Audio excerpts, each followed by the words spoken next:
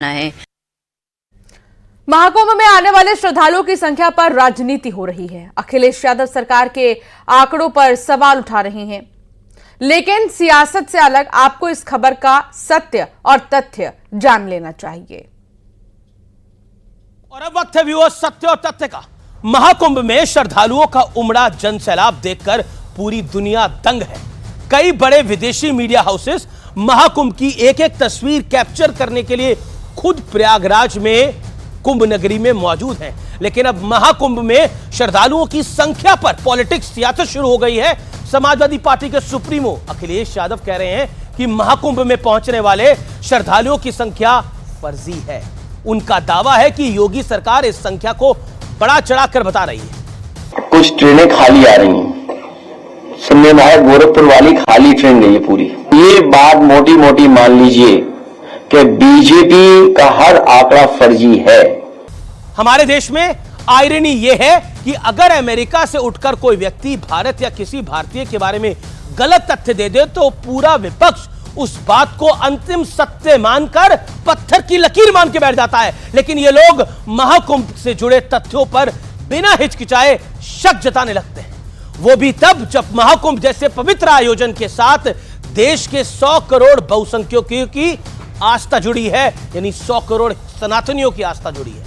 जिन लोगों को महाकुंभ में आए श्रद्धालुओं की संख्या पर शंका है, उन्हें जान लेना चाहिए कि महाकुंभ में आने वाला एक एक व्यक्ति साइंटिफिक टेक्निक के जरिए वहां पर काउंटिंग हो रही है।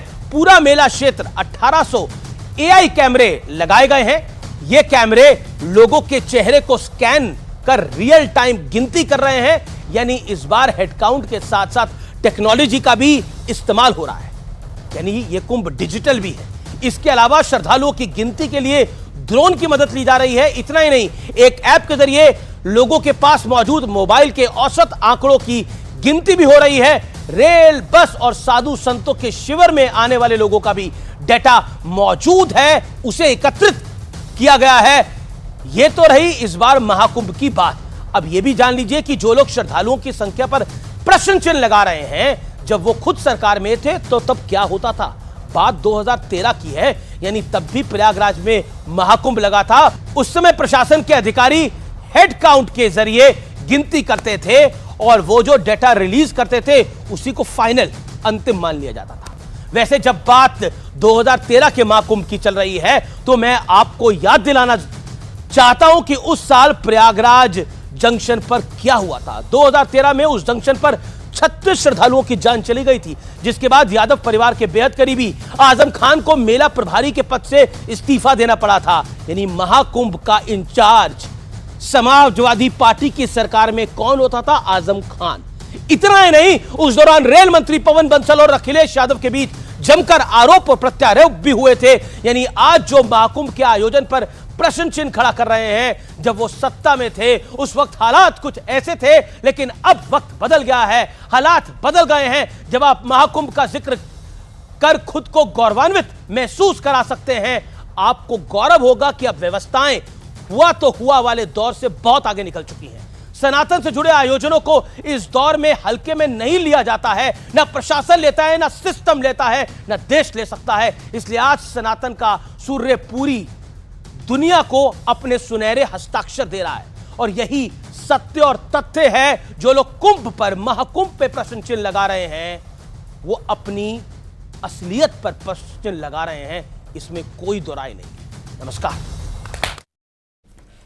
इधर सोशल मीडिया में एक ऐसे शख्स की खबर ट्रेंड करने लग गई है जो प्रयागराज के महाकुंभ में दुबई के शेख जैसे कपड़े पहनकर घूमता दिखा। उसे महाकुंभ के मेले में घूमता देख कुछ साधु संतों ने पकड़ लिया,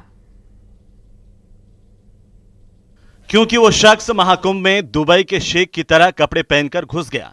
इसके बाद तो यहां पर मौजूद भीड़ ने उसे चारों तरफ से घेर लिया। उसका कोई हाथ मरोड़ता दिखा तो कोई उसके कुर्ते को पकड़कर ताकत से खींचता नजर आया, जिससे यहां पर हंगामा खड़ा हो गया। भीड़ जमा हो गई और यह खबर सोशल मीडिया पर ट्रेंड करने लग गई। महाकुंभ में मौजूद साधु संत तो इस पर बुरी तरह भड़क गए। नहीं फोड़ रहा है, अगर आ गया तो उसे प्यार से पूछो। हालांकि यहां पर मचे हंगामे को देखकर लगा कि अगर वो साधु संत ना होते तो वो शख्स भीड़ के हत्थे चढ़ जाता, क्योंकि शेख की तरह कपड़े पहनकर महाकुंभ में पहुंचने से यहां पर मौजूद लोग उस पर भड़क गए। तब उन दो साधु ने ही उसे भीड़ से बचाया। गलत आ रहे हमारे सनातन धर्म की तरह आओ, कोई भी आ सके, हिंदू मुस्लिम सिख ईसाई। पुलिस के मुताबिक महाकुंभ में शेख बनकर घूमने वाला ये शख्स एक यूट्यूबर था और वीडियो बनाने के लिए शेख की तरह कपड़े पहनकर महाकुंभ में पहुंचा था। बुलेटिन में फिलहाल इतना ही। आप बने रहिए न्यूज़ 18 के साथ।